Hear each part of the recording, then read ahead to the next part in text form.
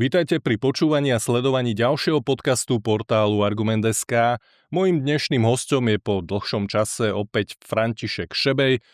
Fero, vítaj u nás.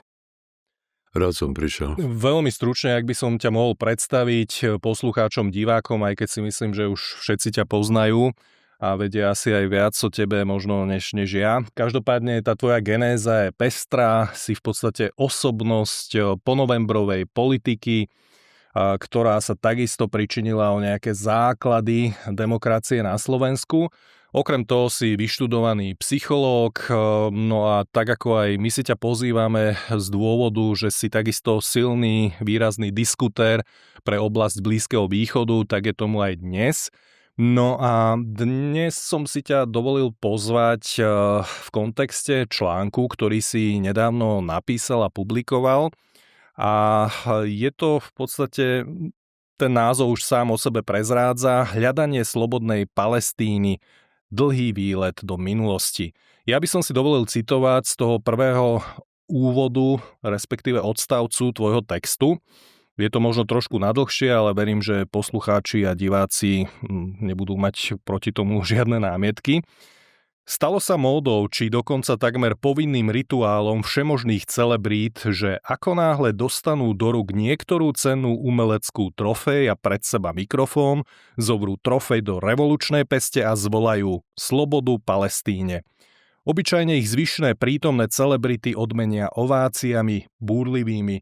Celé je to obklopené revolučnou svetožiarou najmravnejšieho boja za skutočnú slobodu a dobro. Celebrity zvyknú byť potom ešte dlho intoxikované vlastnou dôležitosťou a morálnosťou. Rady sa potom so svojimi emóciami zverujú aj médiám. Ba možno ich zmôže aj pocit hrdinstva, hoci na vykrikovaní niečoho, čo dav bez tak očakáva a tiež nik netrestá, nie je hrdinské naozaj nič. No ale keďže to má taký úspech a skandoval to už aj Jásir Arafat, ten založil aj Organizáciu pre oslobodenie Palestíny, OOP, musela predsa existovať tá entita, ktorú treba oslobodiť, to zotročené územie a aj to jarmo, ktoré treba z Palestíny odstrániť. A musí to byť palestínsky štát, keď sa ho ponáhľajú toľký uznať, a musel byť predtým, pred vznikom Izraela napríklad slobodný a musel tiež existovať. Tak aspoň vraví logika, ale výroková logika je jedna vec a dejiny druhá. No, Fero, tak skús nám toto ozrejmiť, a plus aj tú genézu asi trošku vysvetliť, objasniť. No, ako si poslucháči a diváci určite všimli, tak ten text, ktorý si prečítal, je slušne povedané ironický.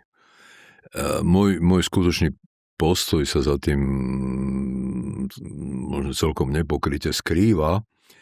No ale poďme sa pustiť do hľadania, že čo tam vlastne bolo predtým na tom území. Ten text sa tým zaoberá a hľadajme, že kde je teda ten štát, kde je teda ten nárok, to územie, kde je tá okupácia, kde je to, od čoho treba tú Palestínu oslobodiť a čo to vlastne tá Palestína alebo palestínsky štát je. Tak poprvé, pred vznikom Izraela, tam, kde je dnes Izrael, bolo britské mandátne územie. Britský mandát pre Palestínu vznikol po prvej svetovej vojne, keď bola porazená Osmanská ríša, keď boli porazení Turci. To bol jeden z výsledkov prvej svetovej vojny a vtedy sa ten Blízky východ rozdelil vlastne na dve mandátne územia. Jedno územie mali Francúzi, to bola v podstate dnešná Sýria a Libanon, to bolo Levant, to bolo francúzske mandátne územie. A britské mandátne územie, ktoré sa hovorovo nazývalo Palestína. A to siahalo od Stredozemného mora cez dnešný Izrael, dnešné Jordánsko, až do Iraku. A Irak bol v podstate pod britskou dominanciou. A to bol teda ten Britmi kontrolovaný, nie je štátny útvar, to bolo v podstate kolónia britská. S britskými úradníkmi, s britskou správou. Pozor, neprebiehal tam žiadny útlak. To, čo tam Briti priniesli, bola rovnoprávnosť. Znamená, že pod britskou kontrolou všetci, ktorí obývali tie územia, kde boli Briti, napríklad aj Irak, ale proste tú britskú Palestínu, tak si boli rovní. Židia, Arabi, úplne všetci, Drúzovia a Briti, všetci. Briti tomu akože šéfovali. Britskí úradníci tomu šéfovali. No a tento britské mandátne územie, hoci Briti kontrolovali to územie, už v rokoch končila prvá svetová vojna, v rokoch 1917 až 1918, už vtedy tam boli Briti a kontrolovali to, už boli Turci v podstate porazení, ale ten mandát rozhodnutím Spoločnosti národov, ktorá vznikla až potom, vznikol v roku 1923. A pričom treba o tom území povedať, že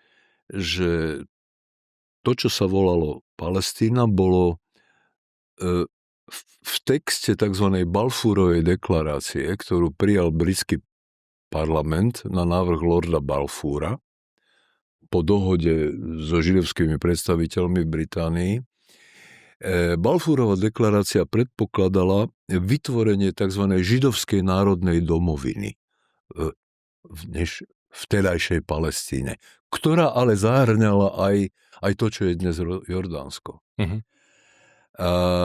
No ale na to Briti veľmi rýchlo zabudli a v podstate už 25. mája 1940,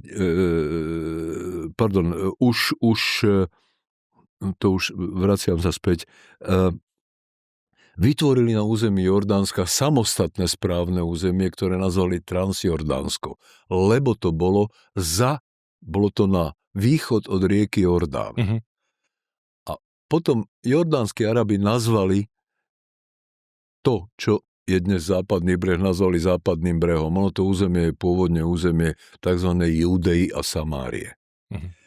No a ten osud britského mandátneho územia bol relatívne búrlivý, lebo prebiehali tam povstania, prebiehali tam pogromy Arabov na Židov.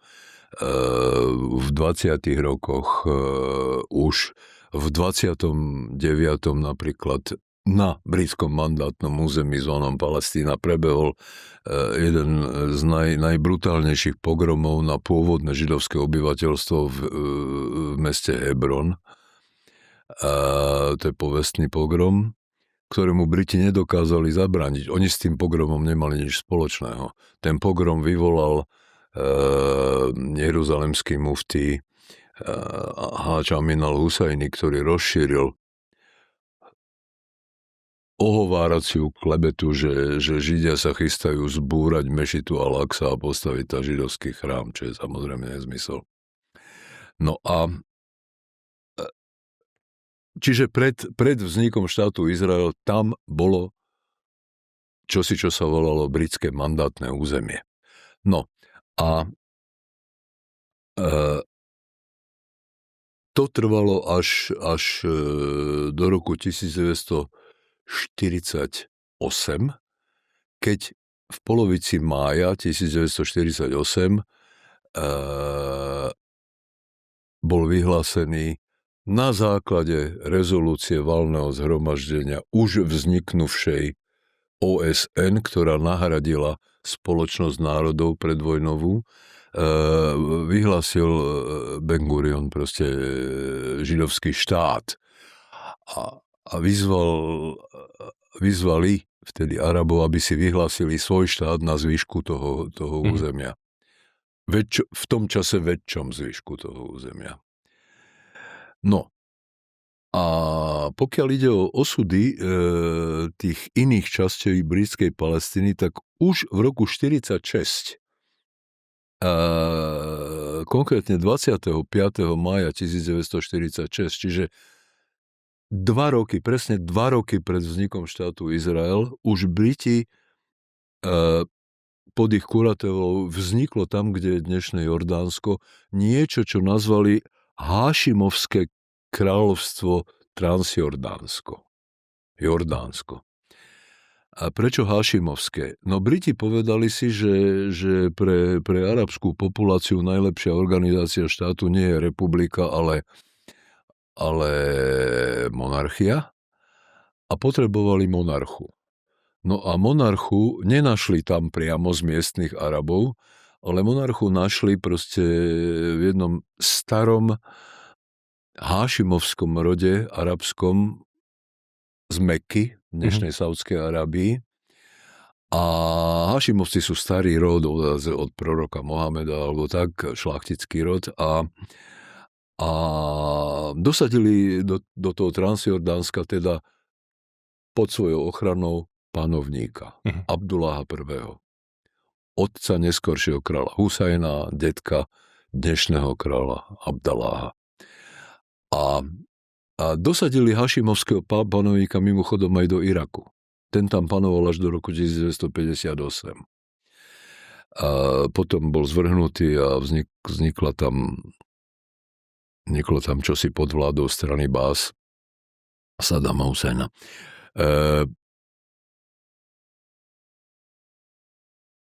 Čiže britské mandátne územie pred vznikom štátu Izrael. Čo tam nebolo v tom čase, bol palestínsky štát. A dokonca v tom čase sa ani miestni Arabi nenazývali Palestínci. Oni cítili nejakú afinitu k tomu, že boli vlastne nepatrili ako územne k Sýrii alebo tak. A ani počas Osmanskej ríše oni sami seba nenazývali Palestínčanmi. Ak sa niekto v tom čase počas britského mandátu, aj noviny také vychádzali, ak sa niekto nazýval Palestínčanom, tak to boli väčšinou Židia, ktorí tam žili. Jednak tí, ktorí tam žili od pradávna, jednak tí, ktorí aškenáski Židia, ktorí sa prisťahovávali, utekali z Európy. Tí sa nazývali Palestínčanmi. Existujú noviny, ktoré vydávajú a tak ďalej. No a mohli by sme sa pýtať, čo tam teda bolo pred tým britským mandátnym územím, lebo to vzniklo, ako sme si povedali, 1923. Hej. No pred britským mandátnym územím tam bola Osmanská ríša. Turci. Ale Turci tam nemali palestínsky štát, to bol turecký štát. A turecký štát, okrem teda toho, že to bola ríša, tak turecký sultán, panovník, bol zároveň kalífom. Čiže to bol kalifát. Zároveň to bola teokracia. To bol teda cirkevný štát. A na ňom bolo dôležité, že tými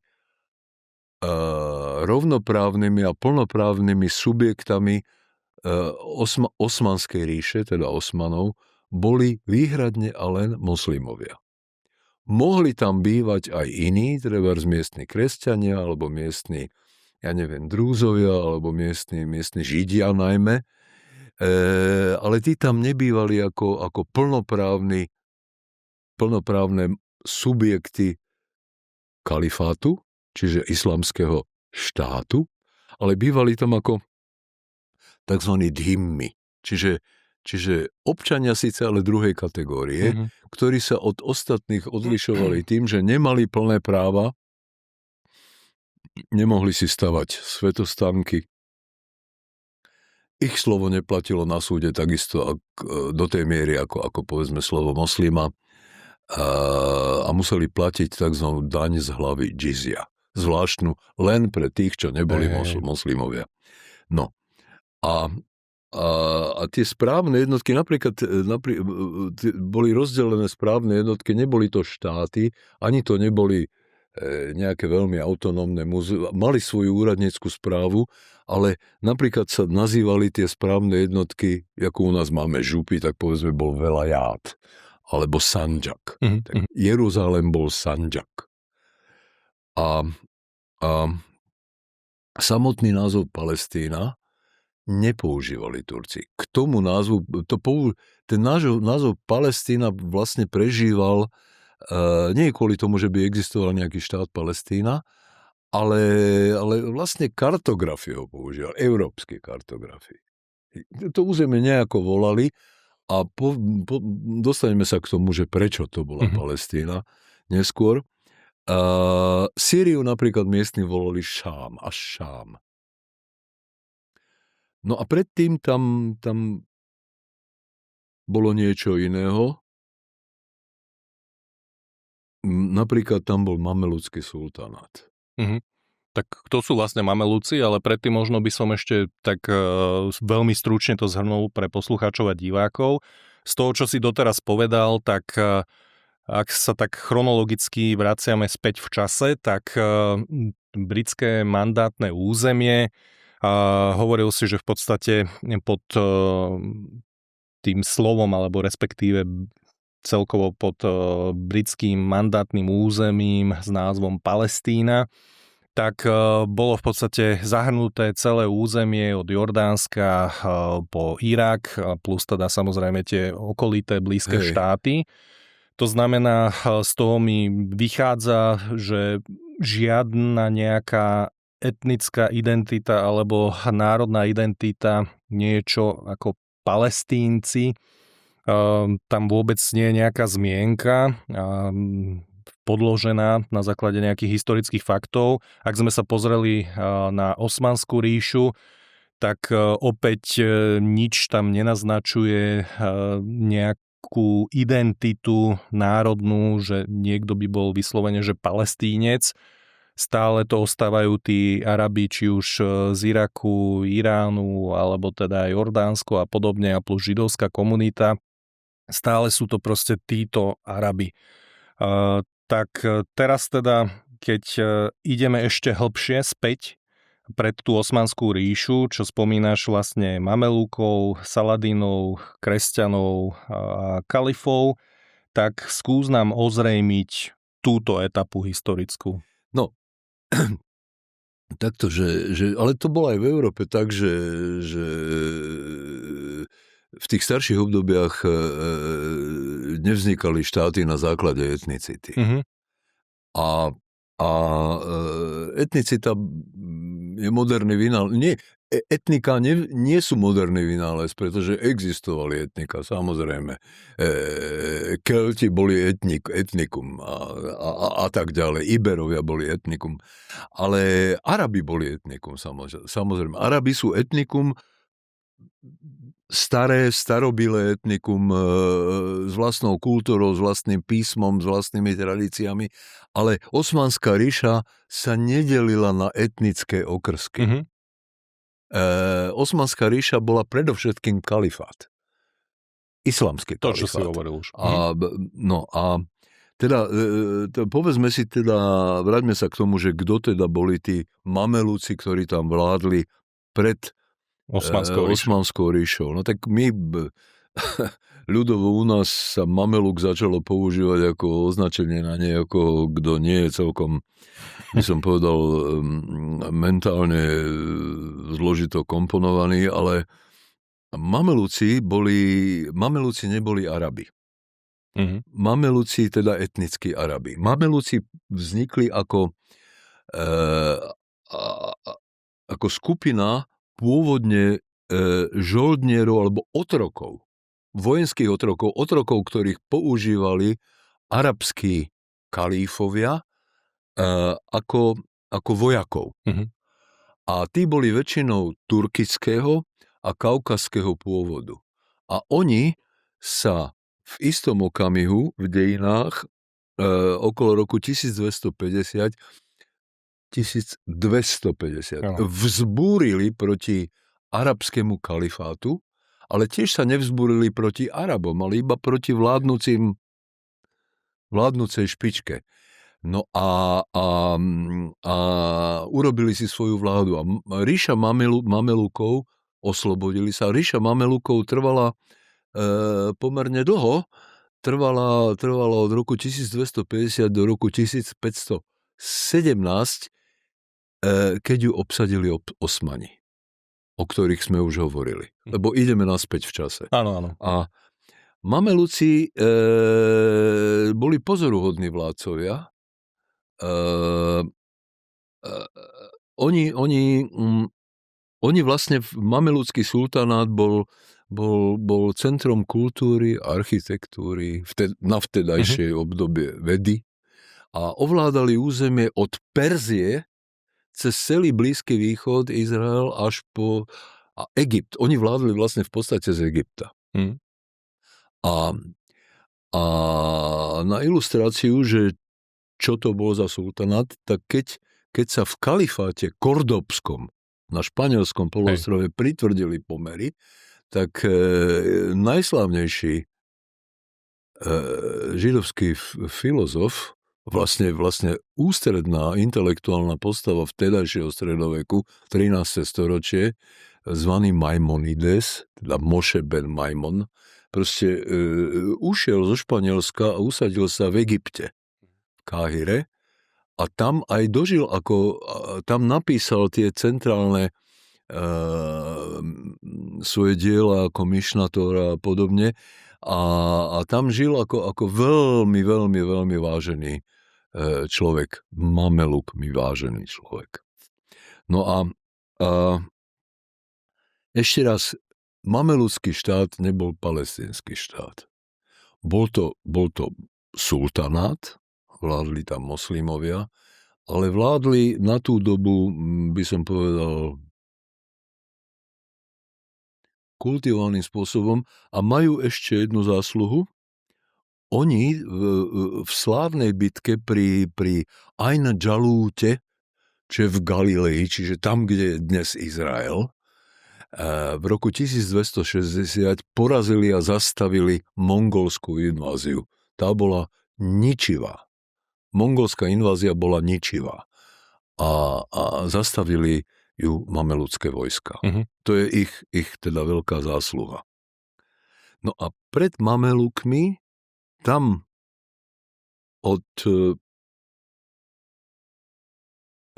v podstate od roku 1171 až do roku 1250, keď začali vládnuť mamelúkovia, tam bola Ajúbovská dynastia.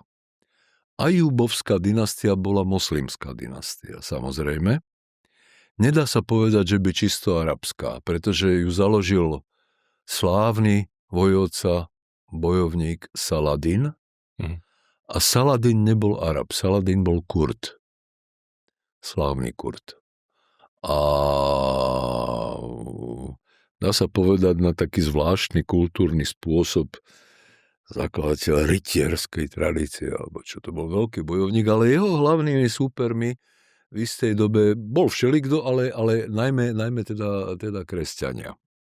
A ešte za mamelúckého sultanátu v podstate zanikli posledné zvyšky toho, čo tam bolo predtým, čiže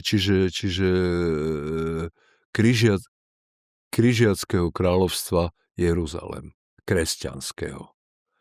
A mamelúci dobili poslednú križiackú pevnosť v meste Akka, čo je, dneska je to prístav, volá sa Akko, a dodneska sú tam zvyšky, proste sú to pamiatky chránené UNESCO križiackých pevností a hradieb a opevnení. A je to prístav, ktorý je na severe Izraela, na pobreží Stredozemného mora medzi Haifou a libanonskou hranicou. No a už som povedal teda, že počas tej Ajúbovskej dynastie, ktorú založil vojvodca Saladin, kurdský vojvodca Saladin, tam to bolo obdobie križiackých výprav a ten tiež nepoužíval. Poprvé tam nebol žiadny palestínsky štát, ani počas Ajúbovskej dynastie, a po druhé ani slovo Palestína nikto nepoužíval, ani Saladin, Hoci Saladín ho mohol eventuálne počuť od svojich kresťanských súperov, lebo komunikovali spolu. Ale nevieme.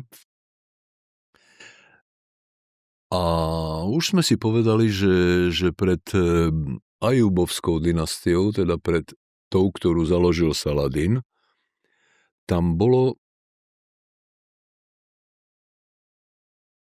do roku 1171 kresťanské, franské a kresťanské kráľovstvo Jeruzalem. Križiaci nakoniec začali križiacké výpravy a v roku 1099 križiaci dobili Jeruzalem a založili kráľovstvo. Kresťanskí križiaci, a preto sa volalo franské, lebo väčšina tých šlachticov a neskorších panovníkov tam bola francúzskeho alebo franského a normandského pôvodu.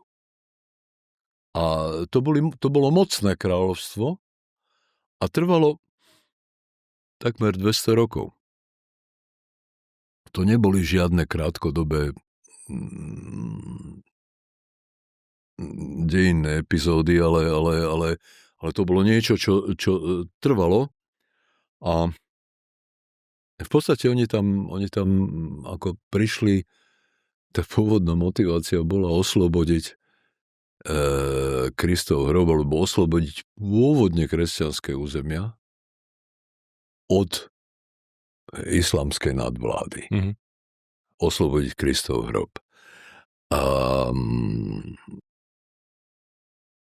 No to je asi to, čo tam bolo predtým. Nebol to palestínsky štát a o Palestínčanoch v tom čase nikto neslýchal a nepočul.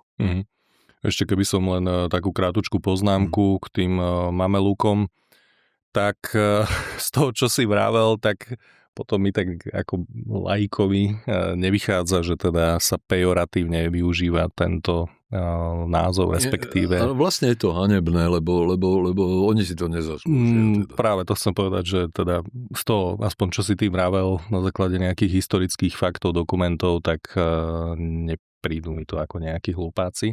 A inak celkom zaujímavá informácia tiež pre mňa, vôbec som nemal o tom vedomosť, znalosť, že v podstate mali de facto aj ten kaukaský pôvod. To akože znie pre mňa tak celkom zaujímavo. Áno. V podstate ono to neskôr prekryl islam, ktorý vlastne etnika veľmi, veľmi nebere do úvahy a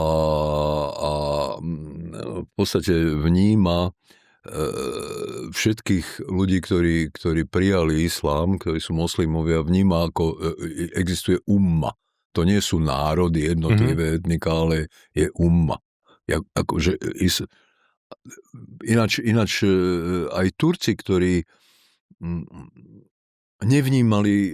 vnímali seba pôvodne určite ako Turkov, ale keď prijali islám, tak sa stali súčasťou ummy. A sultán bol zároveň kalíf. Kalíf, čiže by som povedal v kvetnatom vyjadrovaní islámu tieň Boha na zemi. Jeho autorita bola náboženská predovšetkým a súdna. A v podstate k etnicite, k národnej identite sa Turci v tom pravom slova zmysle vrátili až po prvej svetovej vojne s tou reformou, ktorú priniesol Mustafa Kemal, generál, známy ako Atatürk. Ten Atatürk zrušil v podstate vládu islamu nad Tureckom a obnovil to, že Turci sú etnikum, dominantné etnikum. To sme už vlastne rozoberali aj v niektorom z našich predošlých rozhovorov celkom detailne. No dobre, tak cestujeme tak reverzne, chronologicky späť v histórii. A ak teda sa pozrieme ešte pred kresťanské kráľovstvo Jeruzalém, tak obdobie Byzantskej ríše a plus teda príchod a vládu Rimanov, tak... Ešte predtým tam boli iní kalifovia. Treba povedať, že pred kresťanským kráľovstvom Jeruzalém a tam vládli moslimovia. Vlastne prorok Mohamed zomrel v Mekke asi 632 nášho letopočtu a už v roku 637 nášho letopočtu dobil Jeruzalém bojovníci kalífa, ktorý bol jeden z následníkov Mohameda ako proroka. Umara ibn al-Khattába, ibn je syn Umara, syna al-Khattába, dobil Jeruzalém a vtedy v podstate na zvyškoch Chrámovej hory, na jej, ešte tam nestali tie mešity, ale dal postaviť modliteľňu na južnom konci, z ktorej neskôršie vznikla mešita Al-Aqsa. A tam začali vládnuť kalífovia Umajovského rodu. Umajovci. Umajac proste. A Umajovský kalíf Abd al-Malik dal postaviť potom to, čo tam stojí aj dnes, samozrejme vo veľmi renovovanej podobe, v rokoch 705 až 705, to je veľmi stará stavba, 705 až 715 nášho letopočtu dal postaviť to, čo voláme skalný dom, to, čo má tú zlatú kupolu. A čo je vidno na všetkých obrázkoch, fotografiách z Jeruzaléma. A to je tá veľká mešita na Chrámovej hore. A dal to postaviť v podstate presne tam, kde kedysi stával najprv Šalamúnov, potom Hasmoneovský, kde stával židovský chrám, ktorý dal zbúrať, k tomu sa dostaneme, dal zbúrať asi v roku 70 nášho letopočtu rímsky vtedy syn cisára, neskôrší cisár Titus Vespasianus. Ale k tomu sa dostaneme, ale toto sú tak staré dejiny, ale predtým vládli umajovskí kalífovia a to bol vláda umajovských kalífov v Svätej Zemi, ako to volali predtým kresťania. Umajovská dynastia bola dynastiou najväčšieho rozmachu islamu a najväčšej imperialistickej expanzie Arabov, ktorí obsadili všetko na východ až po rieku Indus a cez celý Blízky východ, Severnú Afriku až Španielsko. To bolo počas umajovských kalífov a v podstate ich zastavil franský panovník Karol Martel, 700 neviem koľko, pri bitke pri Tours na území dnešného južného Francúzska. Tam zastavili expanziu proste moslimov. To bola neuveriteľne úspešná expanzia a umajovskí kalifovia vlastne ako by som povedal, sú autormi rozšírenia vlády islamu nad celým tým. To potom vznikli, keďže to obrovské územie ťažko sa riadilo z jedného centra, tak v Španielsku vznikol kordobský kalifát Al-Andalus, povedzme, a Umajovci vládli z Damasku.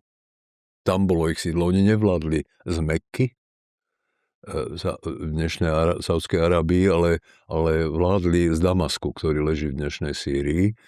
A oni boli nahradení umajovskí kalífovia potom inou dynastiou kalífov, ale tiež kalífov, Abbásovcami. A tí vládli pre zmenu z Bagdadu. Mhm. A Umajovci sa vyznačovali územnou expanziou a Abbásovci boli kalífovia, počas ktorých došlo k dosť veľkému kultúrnemu rozmachu islamského impéria, islamských impérií. To boli časy, keď sa vo veľkom napríklad prekladali do arabského jazyka staré antické grécke texty.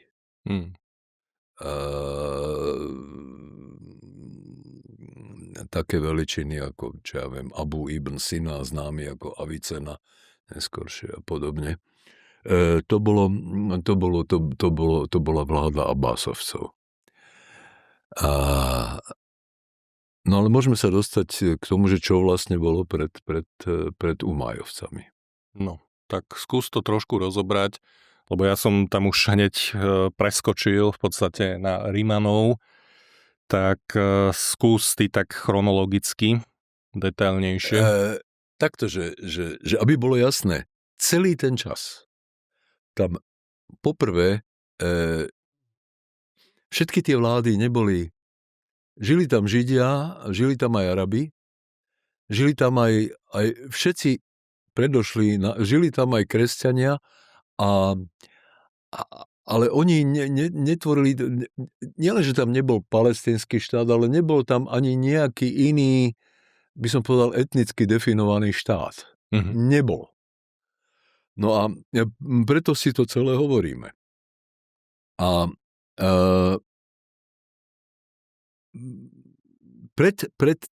predtým, než sa toho zmocnili celého, by som povedal, arabskí nájazdníci v tom roku 637, tak tam bola Byzantská ríša. Byzantská ríša, ktorá vznikla ako, by som povedal, následný útvar východorímskej ríše. Staroveký Rím sa rozpadol na západnú a východnú časť. Tá západná časť mala potom iné osudy, lebo v 5. storočí vlastne tá západná časť rímskej ríše prestala existovať pod nátlakom, už bola kresťanská, ale prestala existovať pod nátlakom germánskych kmeňov. A paradoxne posledný západorímsky císar sa volal Romulus Veľký. A tá východorímska ríša, my ju voláme Byzantská, ale oni to tak nevolali. Ona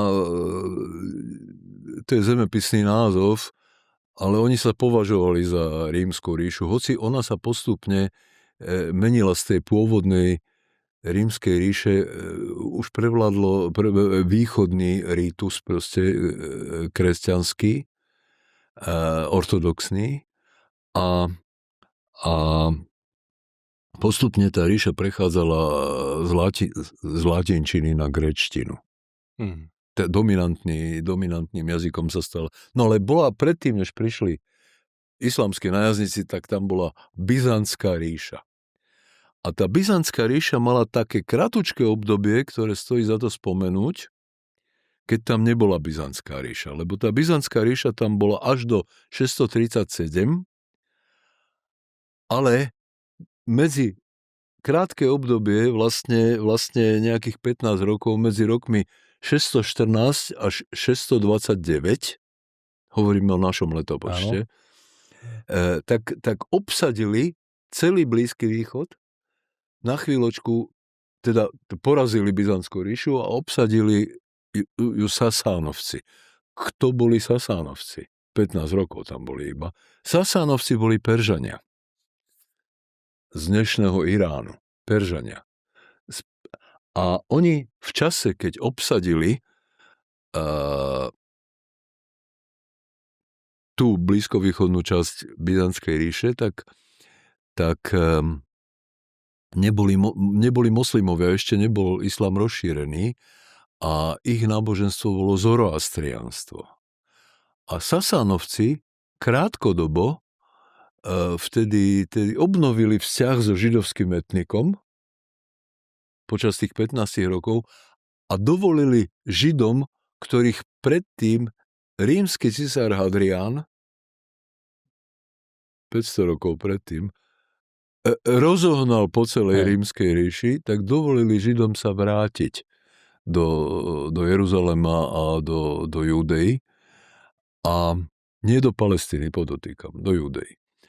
Ale trvalo to len chvíľu, lebo potom už prišli, potom ich znovu porazili vojaci Byzantskej ríše, ale tí tiež len na chvíľu, lebo potom už prišli moslimovia. Mm-hmm. V podstate medzi obnovenou Byzantskou ríšou 629 a príchodom arabských moslimov, proste 637, prešlo len kúsok 8 rokov, proste kratučké obdobie. No a predtým teda tam bola Byzantská ríša a ešte pred Byzantskou ríšou tam bola Rímska ríša. Rímska ríša, taká, ako ju poznáme proste z antiky, z antických dejín staroveku. Rímska ríša tam bola vlastne od roku 63 pred našim letopočtom, 63 pred našim letopočtom, keď dobil Jeruzalém rímsky vojvodca Pompejus. A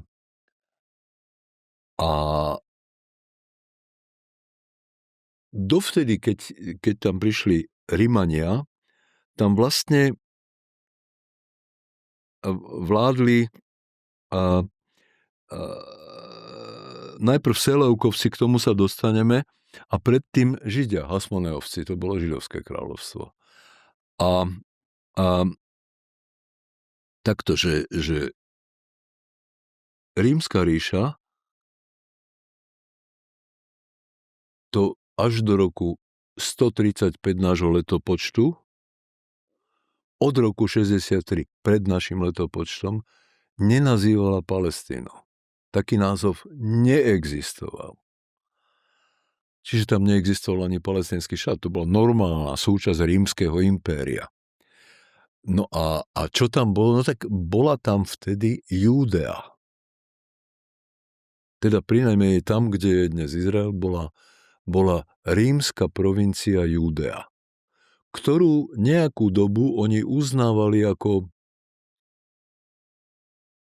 by som to povedal, také podrobené kráľovstvo. Mm-hmm. Malo to svojich kráľov. Židovský posledný kráľ Judei bol Herodes Veľký, ktorý žil v roku 37 pred našim letopočtom až do roku 4 pred našim letopočtom. Čiže panoval dlho, 30 rokov. A on bol veľký staviteľ. On napríklad tam, kde je Chrámová hora, postavil druhú plošinu starobilého chrámu. Mm-hmm. A ešte sa k tomu vrátim, ale keď človek sa pozrie na západný múr Chrámovej hory, tak vidí takto pred sebou jednotlivé vrstvy, jednotlivých staviteľov. Tie najvrchnejšie pochádzajú od sultána Sulejmana Veľkého, ale tie pod tým, to sú tie Herodisové. Mm-hmm. Tie ešte pod tým sú od Hasmoneovcov, ku ktorým sa dostaneme, a až sa dostaneme celkom dole. Rímske obdobie bolo zaujímavé a ak bolo niečo pre Rímsku ríšu a vládu Rimanov nad tým územím typické, teda okrem toho, že tam okrem iného v tom čase vzniklo kresťanstvo, nie palestínsky štát, tak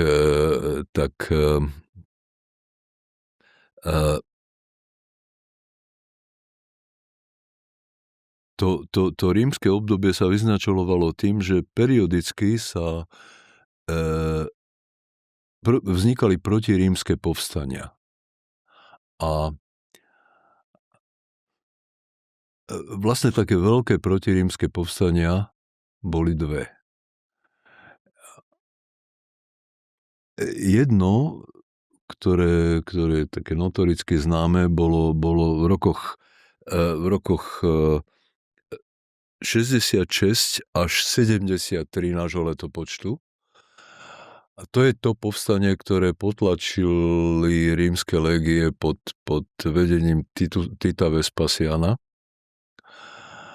A Titus Vespasianus, aby potrestal Židov, okrem teda toho, že bolo krvavo potlačené to povstanie, aby potrestal Židov, tak dal zbúrať chrám. Na Chrámovej hore dovtedy stal chrám, ktorý obnovil a postavil ešte teda král Herodes. Ale ten chrám vydržal teda len tých asi 70 rokov a dal ho zbúrať Titus Vespasianus v 70. roku. A v roku 73, po 3 rokoch obývania, padla pri Mŕtvom mori aj pevnosť Masada.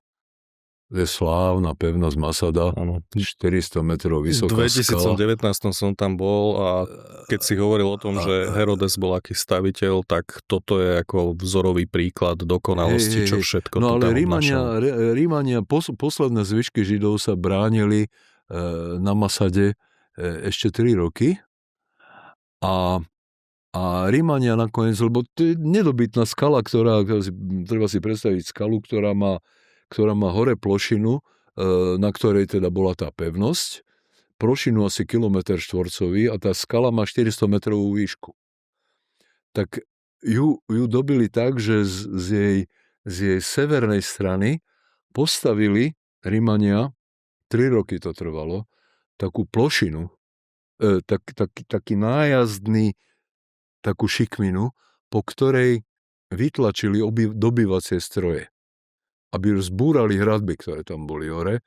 A to už potom nedokázali, tá hrstka Židov, asi 140 ich bolo, to nedokázali udržať. A vlastne tí obrancovia tej pevnosti spáchali samovraždu. A je to také veľmi symbolické miesto pre Židov do dneska. A no tak to postavil Herodes, tú pevnosť. Mimochodom, keď tam nejakí turisti zájdu, tak tá šikma plošina vedúca z tej severnej strany tam je dodnes. Aj zvyšky tej pevnosti. No a to bolo jedno židovské povstanie, ale Židov odtiaľ neodstránili, iba by som povedal, ich politicky potlačili. No ale potom vzniklo za cisára Hadriána druhé židovské povstanie, veľké, ktoré viedol Šimon bar Kochba a to malo náboženský dôvod. To bolo preto, nebol tam žiadny palestínsky štát, ale Židia sa vzbúrili proti rímskej nadvláde, lebo cisár Hadrián sa rozhodol, že na ich Chrámovej hore jednoducho bude stáť socha Jupitera. Chrám tam už nebol, ten bol zbúraný. A jeho vlastná socha. A chcel im zakázať proste náboženské obrady a tak proste chcel, aby uctievali rímskych bohov. Medzi nimi aj seba samého. No a vzniklo povstanie pod vedením istého Šimona bar Kochbu a to bolo doslova utopené v krvi Rímanmi. Brutálne. No a po potlačení toho povstania sa rímsky cisár Hadrián rozhodol, že premenuje Jeruzalém na Elia Capitolina, ale nie len to, ale aby potrestal Židov, tak premenoval dovtedy provinciu Júdea, bývalej kráľovstvo Júdea, premenoval na Palestínu. A Palestína bola latinská, rímska výslovnosť proste starého hebrejského slova Pelištim, čo označovalo Filištíncov. Odvekých dávnych nepriateľov Židov, s ktorými oni v biblických časoch bojovali o územie. Ale 1000 rokov predtým. Oni v podstate žiadny Filištínec v tom čase, keď cisár Hadrián rozhodol, že toto bude Palestína, tak žiadny Filištínec tam už samozrejme nebol. Filištínci zanikli v dejinách vlastne 1000 rokov pred tým Bar-Kochbovým povstaním splynuli. A Filištínci neboli arabské kmene, ale Filištínci boli Gréci. Grécke kmene, ktoré Pelištím znamenalo ľudia prichádzajúci z mora. A to boli grécke kmene, ktoré pristávali po mori na území neskoršej Palestíny, čiže na území, povedzme, Izraelského kráľovstva zo Stredozemného mora a bili sa so Židmi o územie. Mhm. A oni zanikli. Ako mnohé národy proste zmizli z dejín, lebo splynuli, nevyhynuli, splynuli, zanikli. Takto, dalo by sa povedať, že teda, ale treba povedať, že to, čo Hadrián založil, on nič nezaložil, on len premenoval na provinciu Palestína a nazval to Sýria Palestína. Sýria Palestína bola nové meno pre Júdeu. On nezaložil žiadny palestínsky štát. Štát bola Rímska ríša. Sýria Palestína bola nová provincia, premenovaná. No a predtým tam vládli predtým, než prišli Rímania, tam vládli Židia, teda vládla tam dynastia, ktorá sa volala Hasmoneovci. To boli tí, ktorí obnovili chrám. Ten, ktorý, dostaneme sa k tomu, bol už predtým zbúraný. Kto boli Hasmoneovci? No tak Hasmoneovci boli tí tam vládli od roku asi 140 pred našim letopočtom až do porážky Rímanmi v roku 63 pred našim letopočtom. Čiže pred našim letopočtom. A je v židovských dejinách také známe povestné povstanie Makabejských. Dodnes sa usporadúvajú, Židia si usporadúvajú takú nejakú vlastnú olympiádu, Maccabean Games, proste makabejské hry. Známa postava je Júda Makabejský a Hasmoneovci sú teda makabejská dynastia založená bratmi makabejskými, ktorí si založili opätovne židovský štát, ktorý sa vzbúril proti gréckej helenistickej nadvláde tzv. Seleukovcov.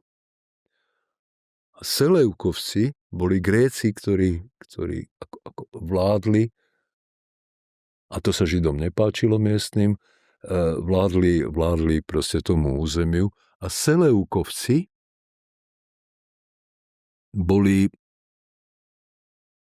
by som povedal, plodom expanzie Grékov počas Alexandra Veľkého. Keď zomrel Alexander Veľký v roku 323 pred našim letopočtom, tak to celé územie, ktoré dobil, ktoré bolo obrovské od Egypta až po Grécko a až po Indiu, to sa rozdelilo na dve časti. Jedni boli jedna dynastia bola potomkovia Alexandrovho generála Seleuka I. Nikátora sa volal, a tá druhá dynastia, tá vládla z Egypta, to boli potomkovia Alexandrovho generála Ptolemaja. To boli Ptolemajovci. Mimochodom, posledná vládkyňa Ptolemajovského rodu bola Kleopatra. No a proti týmto Seleukovcom sa vzbúrili oni Hasmoneovci, Makabejci, ktorí potom tam chvíľu vládli.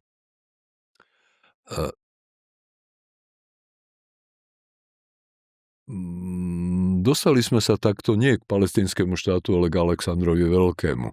Ja ešte len pripomeniem, že teda čo je určite pre množstvo ľudí dôležitá vec, dôležitý fakt, tak ako si aj dneska teda znova povedal, tak v podstate s tým názvom Palestína a plus v podstate aj dvojnázov, ak sa to dá povedať, Sýria, Palestína, tak prišiel vlastne cisár Hadrián. Ano. Predtým nič také nezaznelo. To bol názov za trest.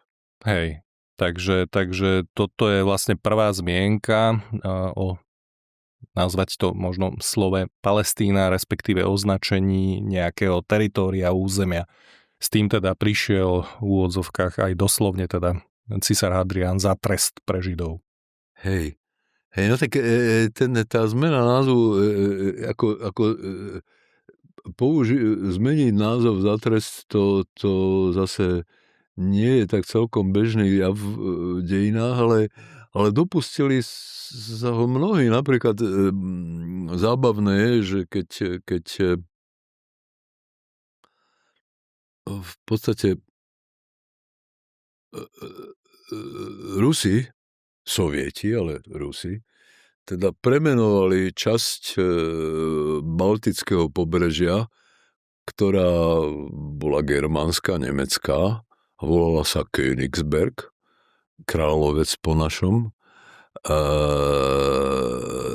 premenovali na Kaliningrad.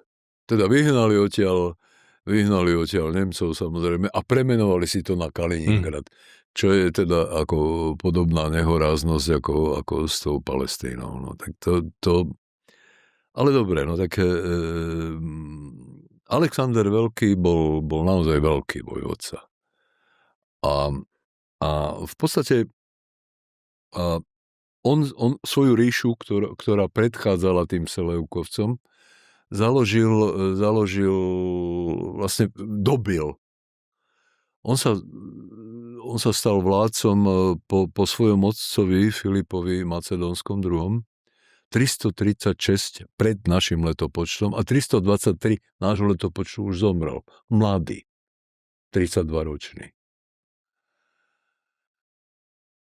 No tú ríšu jeho nemal kto držať pohromade, tak sa rozpadla.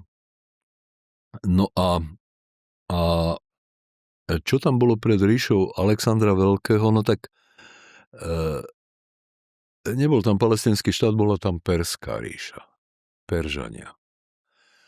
A Perská ríša bola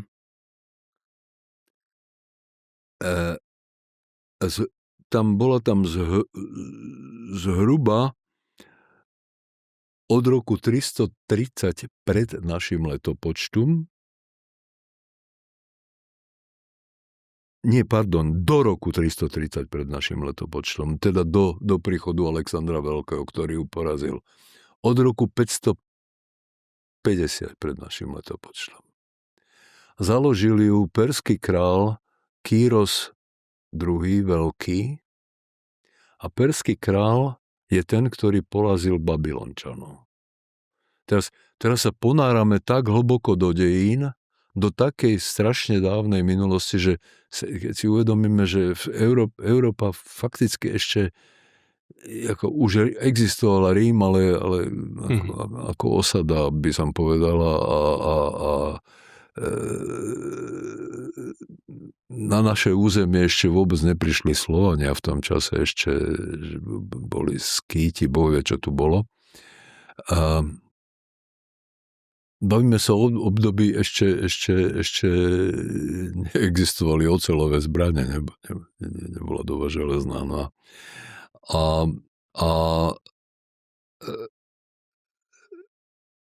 Takto, že preto som spomenul, že tí Sasánovci obnovili vzťah Peržanov a Židov, lebo on vznikol ešte počas Perskej ríše. Mm-hmm. Perská ríša, založená Kýrom II, bola Židom veľmi naklonená a teda oni ako keby si v rámci Perskej ríše mohli vládnuť sami. A predtým totižto na tom území bola židovské kráľovstvo bolo porazené novobabylonským kráľom Nabukadnezarom. Niektorí ho volajú Nabuchodonozor. A on, to je taký slávny biblický príbeh, že odvliekol Židov do babylonského zajatia. Ale ono je to tak, že neodvliekol všetkých Židov, ťažko odvliesť celý národ do zajatia, odvliekol elitu národa. Zbúral na Chrámovej hore Šalamúnov chrám a odvliekol elitu, jeruzalemskú elitu, povedzme Židov a aj odinakadiaľ do babylonského zajatia, kde ale neboli v žiadnych okovách, kde mohli, by som povedal, žiť a pracovať a dokonca si mohli stavať svoje obydlia a tak ďalej. Nemohli mať chrám. Lebo nemohli mať chrám. A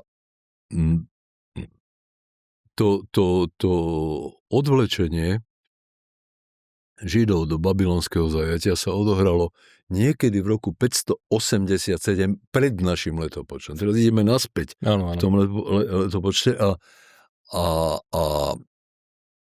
v podstate to prvé dobitie Jeruzalema Babylončanmi bolo 597, čiže 10 rokov ešte predtým.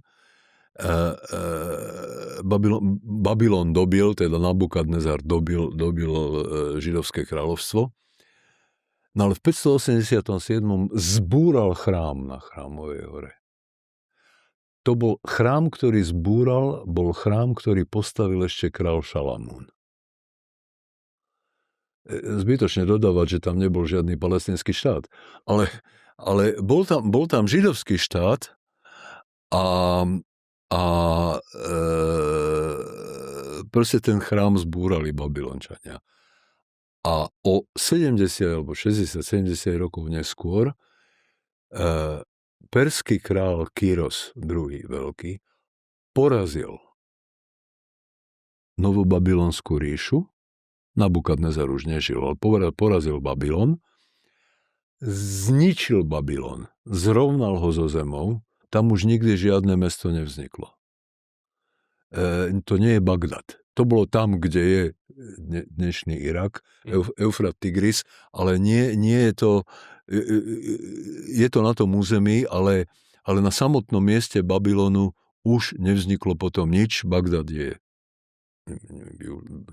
bola jedna rieka, druhá rieka, Babylon bol na jednej rieke a Bagdad na druhej. No a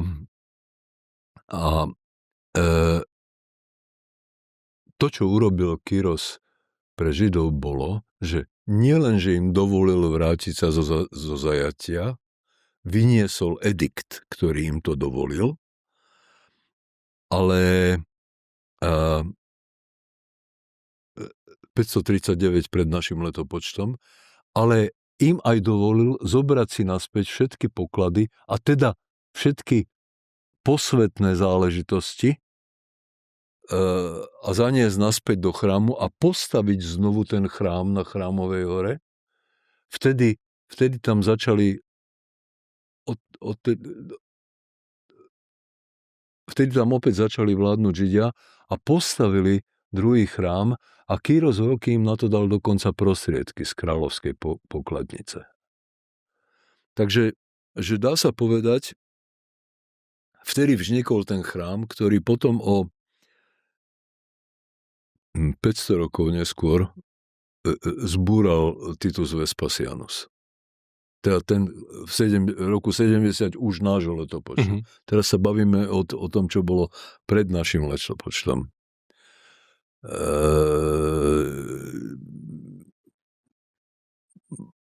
Skúsme ešte možno opäť kúsoček cestovať späť v čase a skúsme sa tak obrazne aj konkrétne dostať vlastne až po obdobie kráľa Šalamúna, ktorého teda asi všetci bežní smrteľníci poznajú a spájajú si ho s tou múdrosťou, že či teda v tom čase aspoň máme nejakú zmienku, ktorá by niečomu nasvedčovala, že je relevantné sa rozprávať či už teda o národe Palestíncov, alebo teda štáte, území Palestíny. No, také slovo vôbec neexistovalo v tých časoch, o ktorých sa už teraz bavíme.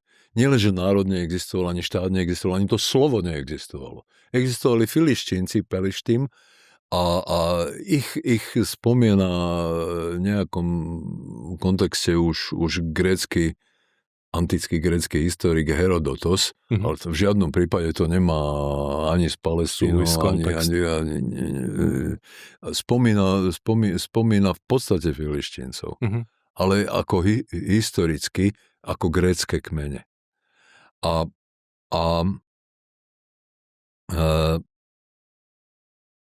Pred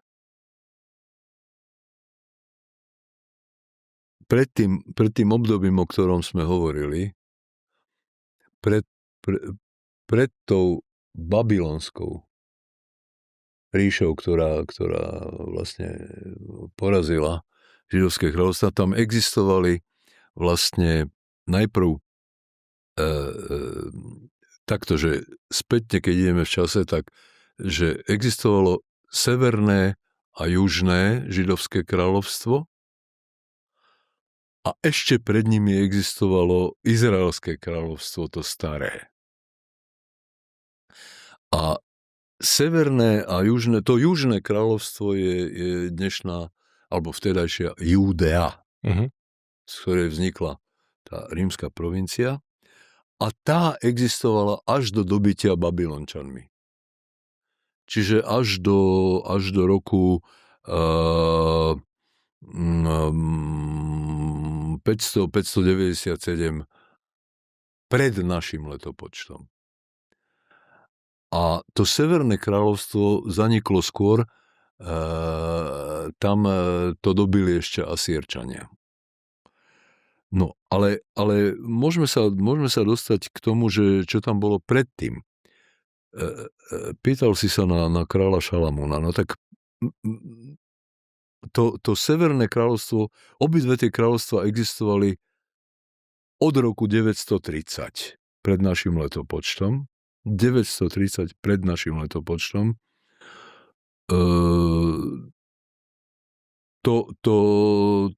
To severné zaniklo 722 pred našim letopočtom, byli Asýrčania. A to južné 586 pred našim letopočtom, keď ho dobil Babylon. No ale ešte predtým, medzi rokmi 1030 až 930, existovalo zjednotené kráľovstvo izraelské, kde vládol najprv král Saul, to bol prvý izraelský král, potom jeho syn Dávid a potom jeho syn Šalamún. A král Saul tam začal vládnuť, pretože ho Izraeliti vtedajší požiadali, aby bol kráľom. On bol jeden z tých starešinov. No ale král Dávid je ten, to je slávny král Dávid, ktorého vysochal potom Michelangelo a ktorý podľa Biblie proste opakovane porazil Filištíncov, nie raz, opakovane porazil Filištíncov. A napríklad vraj trafil toho obra Goliáša tým kameňom z toho praku do hlavy, to bol král Dávid, pastier. A ten už postavil tam, kde je Chrámová hora, v podstate nejaký rudiment chrámu, a chrám tam postavil naozaj až jeho syn Šalamún. On okrem toho, že bol veľmi múdry a že dokázal vládnuť v podstate bez nejakých konfliktov, tak A on vystával chrám a v tom chráme, tam na Chrámovej hore, vlastne tam, kde je teraz tá mešita, ten skalný dom s tou kupolou, tak tam stával ten Šalamúnov židovský chrám a tam sa skrývala v tom chráme archa zmluvy, ktorú si predstavujeme v modernej dobe ako proste nejakú drevenú skrinku zo vzácneho dreva, ktorá obsahovala kamenné tabule, ktoré priniesol z hory Sinaj Mojžiš s prikázaniami. Hej. To bolo centrum toho chrámu. A toto všetko sa odohralo, teda kráľ Dávid, to je naozaj, to je 1000 rokov pred našim letopočtom. A keď sa bavíme teda o Filištíncoch a Palestíne, tak tí Filištínci doslova ešte bojovali v tom období kráľa Dávida, aj Šalamúna ešte nejaké zvyšky boli, ale v podstate dá sa povedať, že tí Filištínci, podľa ktorých o 1000 rokov neskôr, o 1100 rokov neskôr, pomenoval cisár Hadrián provinciu Júdea, premenoval na Sýria a Palestína, tak tí Filištínci, tí už tam 1000 rokov neboli. Tí zanikli v časoch kráľa Dávida. Neboli vykinožení, oni jednoducho splynuli. Hej. Zaujímavé je, že čo tam teda bolo predtým.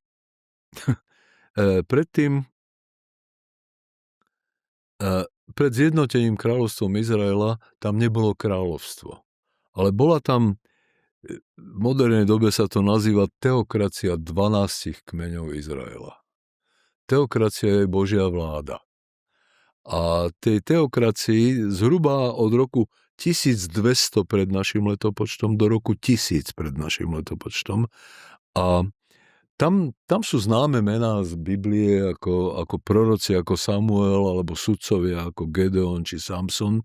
Tí boli považovaní akože paradoxne, ako veľmi sa to podobá na úlohu kalífa. Proste zástupcovia Boží na zemi, ale nemali takú šialenú moc.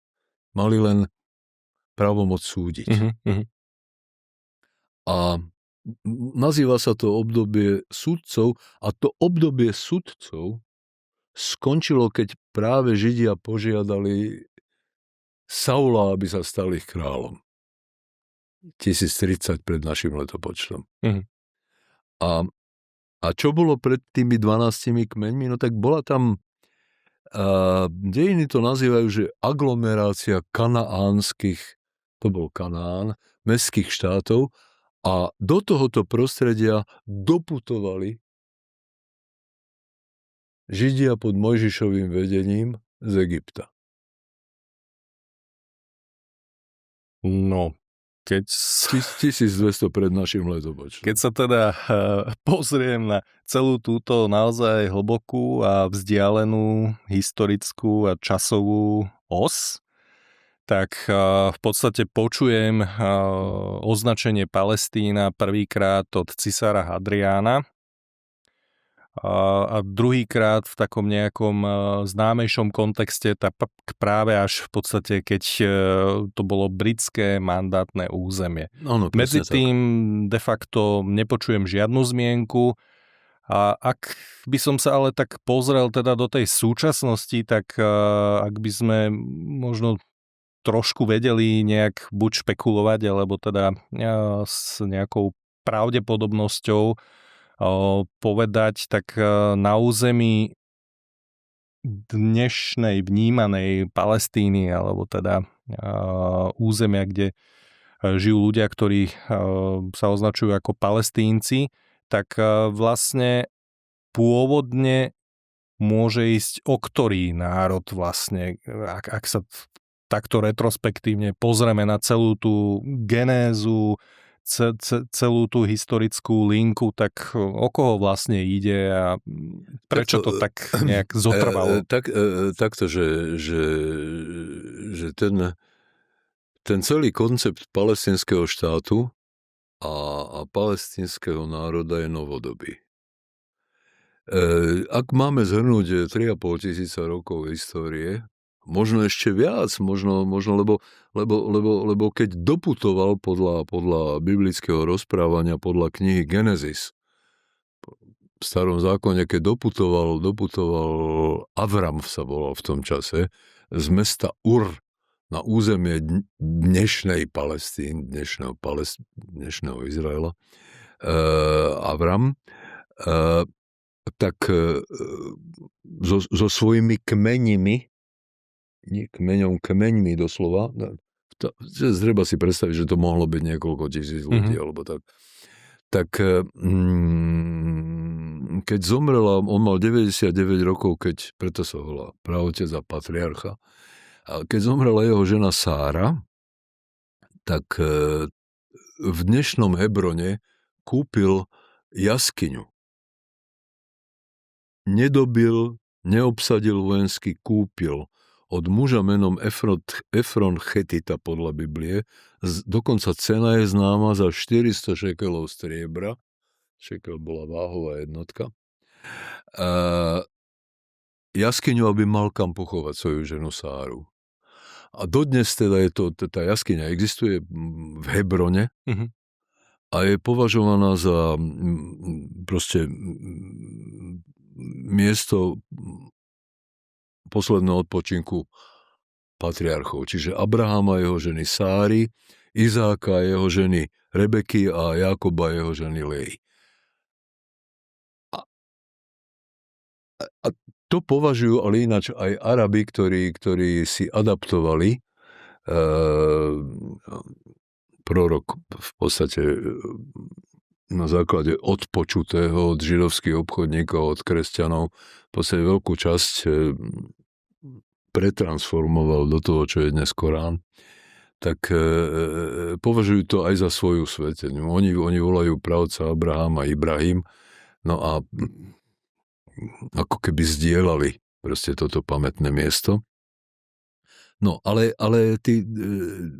ten koncept Palestínčanov a Palestíny je novodobý a on v podstate v časoch britského mandátu, tam bolo, za tie celé dejiny tam bolo fakt všetko okrem palestínskeho štátu. Naozaj všetko tam bolo. Babyloniania, Alexander Veľký, kalífovia, židovské kráľovstva, Rímska ríša, úplne všetko. Briti, Osmanská ríša, len nie palestínsky štát. Všetko tam bolo. No a Palestínčania samotní, palestínsky Arabi, teda Arabi z toho územia, proste sa etnicky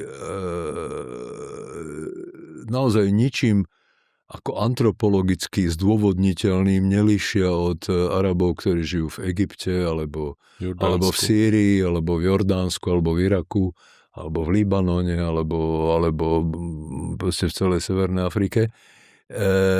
A ani sami seba nenazývali Palestínčanmi. Oni v podstate akoby ten koncept Arabi, ktorí boli porazení v tej vojne o nezávislosť v roku 1948, tak až do roku 1964, povedzme, stále boli iba Arabi a tí Arabi, ktorí žili aj ktorí utiekli z územia dnešného Izraela, žili povedzme na území západného brehu, čiže bývalej Judei a Samárie, tak tam bolo Jordánsko. To Jordánske kráľovstvo anektovalo po 48. roku a tí ľudia, ktorí tam žili, jednoducho boli subjekty Jordánskeho kráľovstva. Neboli žiadny palestínsky národ, to boli Jordánci. Arabi. A tí, ktorí žili v Gaze, tí boli súčasťou Egypta. Tiež sa nijako neodlišovali, nenazývali sa Palestínci, boli to Egypťania a etnicky Arabi a náboženskí moslimovia. No a v podstate pod kuratelov sovietskej KGB, ideológov, poradcov a tak ďalej, vlastne sovietský sväz KGB spolu založili, už na začiatku sme spomínali Organizáciu pre oslobodenie Palestíny. Tam vzniklo to oslobodenie Palestíny. Celý ten koncept je v podstate ideologický koncept, ktorý poradili Jasirovi Arafatovi, proste sovietskí poradcovia, ruskí poradcovia. Ešte možno stojí za zmienku, ak ti do toho skočím, tak genéza Jasira Arafata, aký mal vlastne pôvod, odkiaľ pochádzal? Bol to ten Palestínec, o ktorom... Nie, Jasir Arafat bol arabský aktivista, ktorý sa narodil v Egypte. Jeho palestínsky pôvod bol dodatočne vyfabrikovaný KGB, ale to, že sa narodil v Egypte, je známe. On nebol... No a samotný... So slovom oslobodenie, to je to, že dovtedy aj Arafat, aj všetci odporcovia Izraelu nechceli nič oslobodiť. Oni chceli to územie dobiť, oni hlavne chceli, aby tam nebol židovský štát. Oni to považovali za svoje územie, ale za svoje územie nie z etnických dôvodov, z náboženských dôvodov. V podstate súčasťou islamského svetonázoru je, že čoraz bolo Dar al-Islam, čoraz bolo územie pod správou islamu a vládou šarie, tak to je na veky Dar al-Islam. A akákoľvek iná vláda je v rozpore teda s Božími zámermi a treba proti nej bojovať. Notabene proti takému národu, ako sú Židia. To je aj dôvod, pre ktorý sa Arabi búrili počas britského mandátu proti Britom. Mm-hmm. Pretože Briti tam zavádzali neislamské poriadky.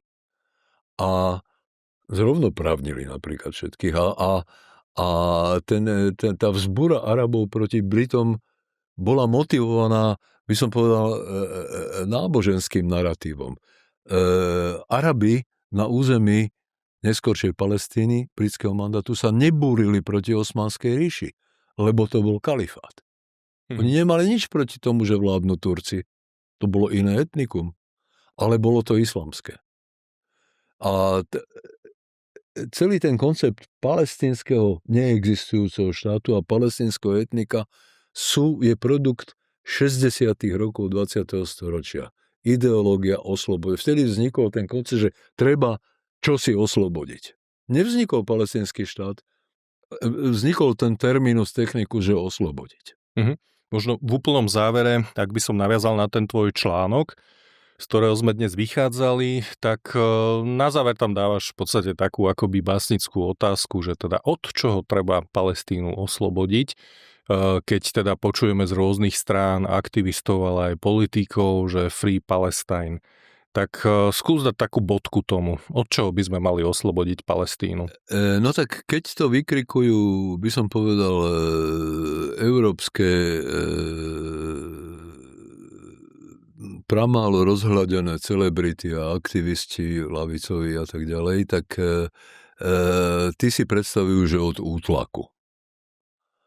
A tí si predstavujú, že židovský štát je tam nelegitímny, lebo obsadil ako kolonizátorská mocnosť, a to je ten settler kolonializmus, proste ten osadnícky koncept osadníckého že v podstate je to kolonizačný štát, že imperialistický. Samozrejme, že neobsadil Izrael nič. Židia sú tam, kde boli odjak živa, kde sa vrátili vlastne. Čiže územie de facto bývalej Judei.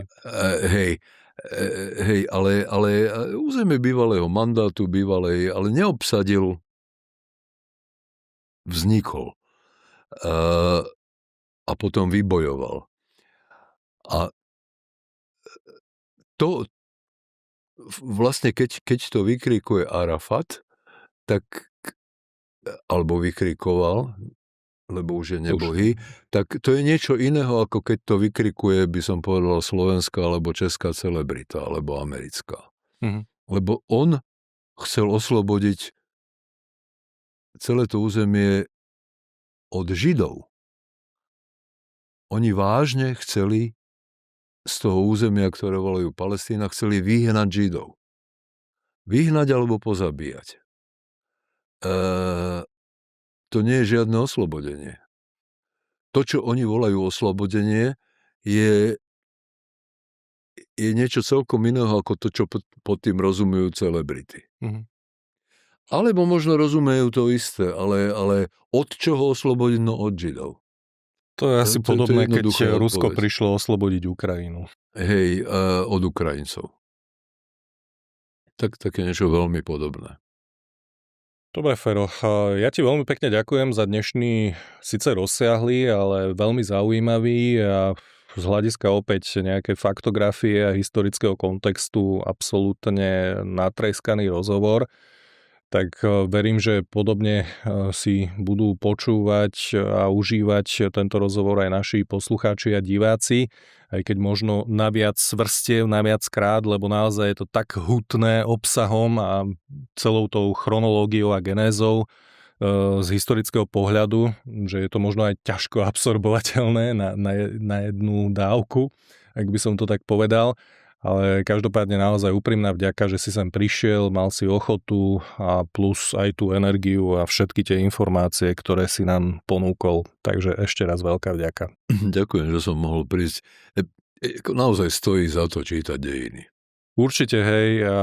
Ja tak môžem povedať, že z hľadiska tej histórie Blízkeho východu, tak ťa vnímam trošku ako takého svojho mentora, by som povedal, že naozaj pri tebe stále nasávam nové informácie, nové fakty, skutočnosti, takže je to pre mňa aj vo veľkej miere motivujúce a sám viem, že čo som poznal, vedel predtým, než sme vôbec nejaký prvý rozhovor spolu viedli versus teraz, tak si dovolím tvrdiť, že je to môj tiež taký nejaký vedomostný pokrok aj vďaka tebe. Ďakujem.